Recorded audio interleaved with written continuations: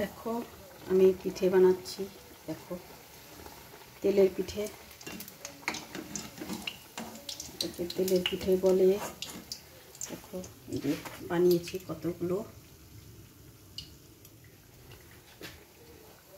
রাত হয়েছে 12টা বাজে, অনেক রাত হয়ে গেছে, এখনো কাজ শেষ হয়নি। সব দেখো কি অবস্থা। দেখো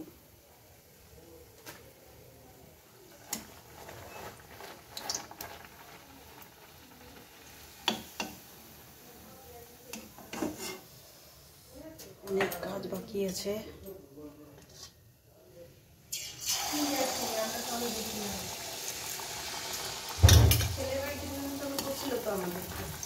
কে ওই যে পম্পির শ্বশুরবাড়িতে দশমঙ্গলায় সবাইকে নিমন্ত্রণ করছিল তো আমাদের শ্বশুরবাড়ি এইখানকার লোকদের। কেন বলো তো,